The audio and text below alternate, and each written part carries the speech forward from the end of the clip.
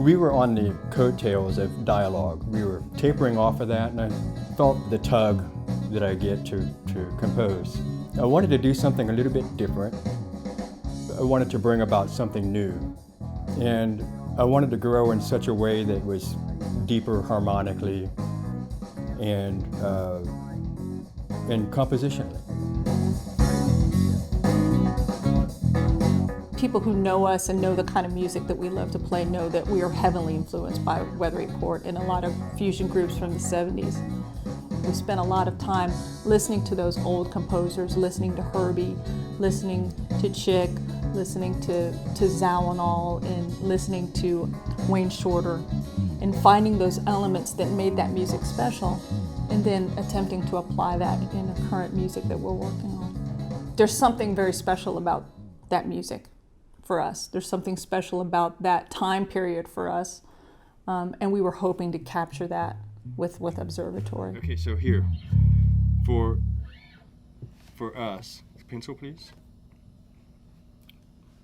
We'll cut from here. Mm-hmm. Oh boy, okay.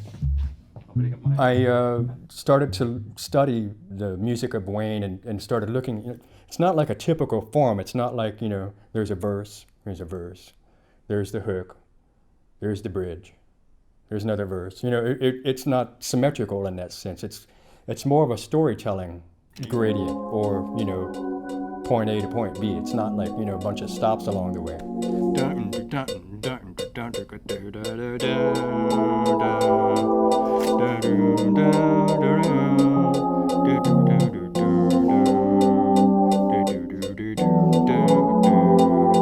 So I wanted to kind of bring that out in the composing and after. And another one, Shelter, are two very much beginning and end. Like, you wouldn't believe that the song started out that way and ended up that way. It's the same song? Wow. And I felt that was something that I wanted to bring out in the music, because telling a story,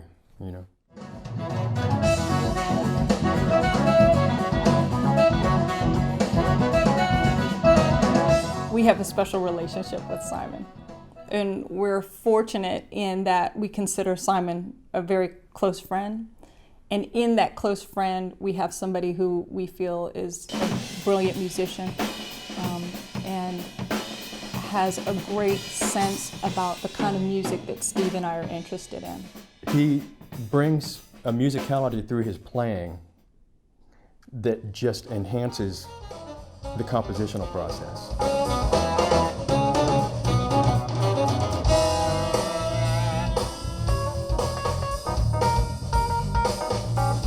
He would do things just knowing the melody a little bit. He would set them up in such a way that instead of the melody like just being boom, boom, boom, boom, he would ramp it and put curves and peaks and valleys into the music itself, rather than just playing time through it.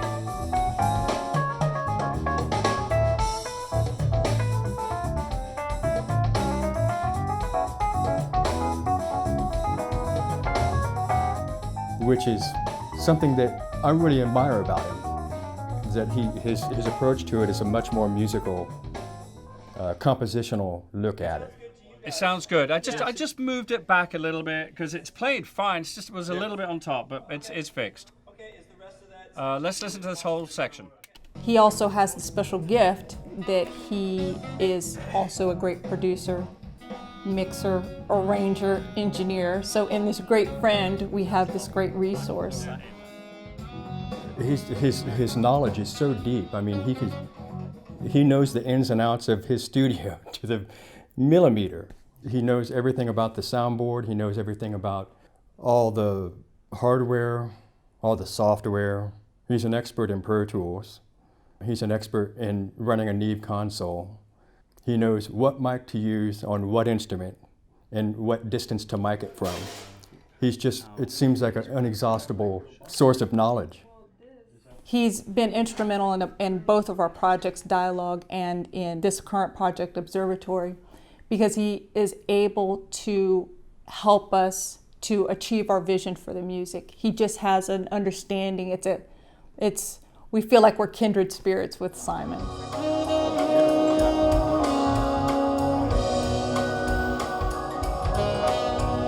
I remember one of the first times I heard Katisse, he was working with his band. And I was like, man, who is this guy? He plays flute like that, and he does this really cool beatbox thing.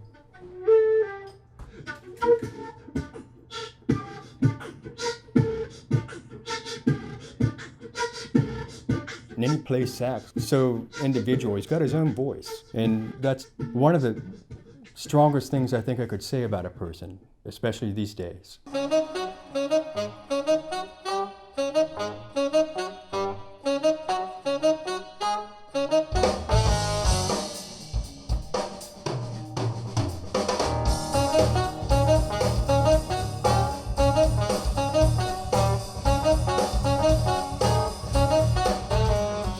Has the gift and the ability to bring really thoughtful music interpretation, but still very soulful and very funky and very hip. You know, have it and even just goose the volume up, like, you know, fade it into it, like, you dig? Later on, we'll have the tenor and soprano playing really clean, and then that one just kind of comes in like a solo voice. Right, on top of it. Yeah. Absolutely, yes. Okay, yeah. just those Do you two want me bars. What happens when you ask Katisse to interpret a piece of music, when you ask him to play one of your melodies, or you ask him to play a counter melody, he thinks like a composer. So he takes that melody and he plays it in such a way that's very lyrical.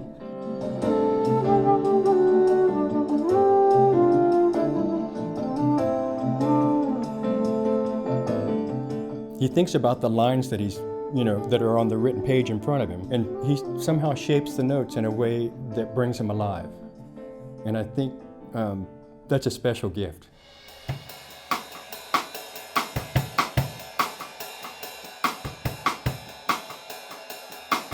Chris's gift is that he is truly an overall percussionist. He plays set great, and then we asked him to interpret and play some percussive pieces on this record, and he surprised us every single time, and we were amazed every single time. We would say, well, this is the kind of sound that we're going for here.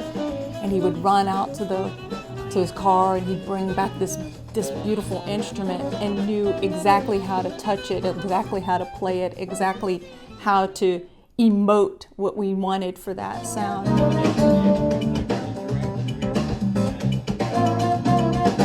When I first met Chris, and actually I met Chris through Katisse. He was a drummer and he had some little percussion things that he would pick up and play. But I came to find out that not only is he like a much more well-rounded percussionist than I thought he was, but he plays steel pans. It's like, wow, okay, we're gonna have to talk to this guy about doing some stuff on the record, you know?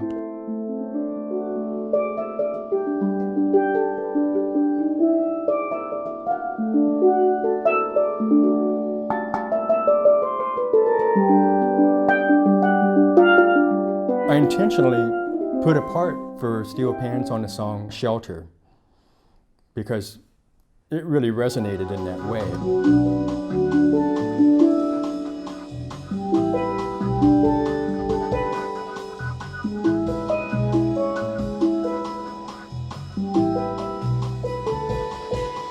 One of the songs that he does so well is a song that's called After. It's more of a symphonic approach than the kind of jazz fusion approach that we have on some of the other songs on the record.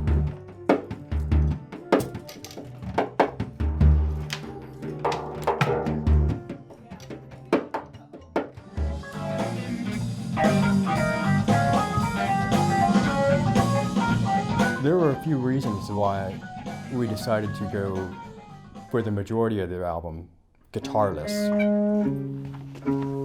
It was basically just a compositional process, and as I wrote, I was constructing sounds and putting, sequences of specific sounds and rhythms and stuff like that, and I wasn't really hearing guitar in it, except for 2012.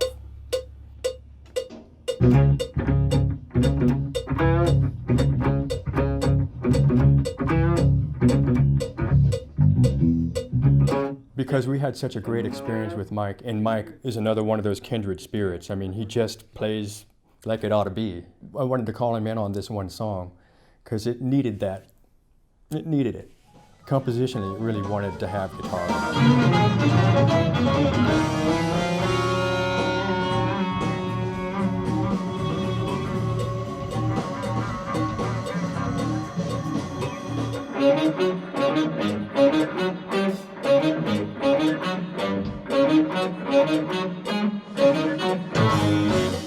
And really that's what I'm going for as far as compositionally, is the instrumentation should fit the composition.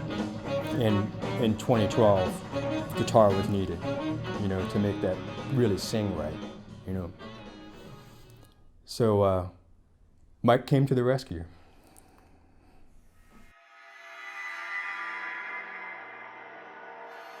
Originally, we were going to call the album 2012. I was on the road with Lukather quite a bit, and we were talking about, you know, the end of the Mayan calendar and how crazy the world is getting now. You know, politics are nuts, and you know, people are angry with each other for no reason. I wanted to do something that kind of reflected that. Our song titles were meant in observation of things that we saw, as in 2012. It encompassed outer space. It encompassed the gathering space of people when something major is going on.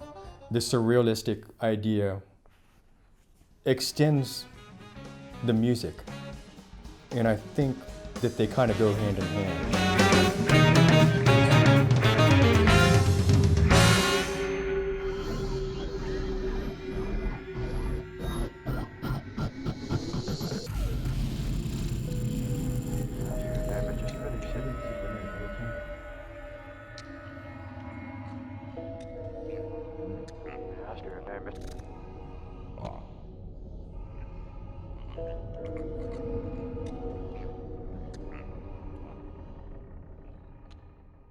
You're getting me from like right up from here about? Yeah, pretty much, yeah. So you can't see that I'm not wearing pants? No.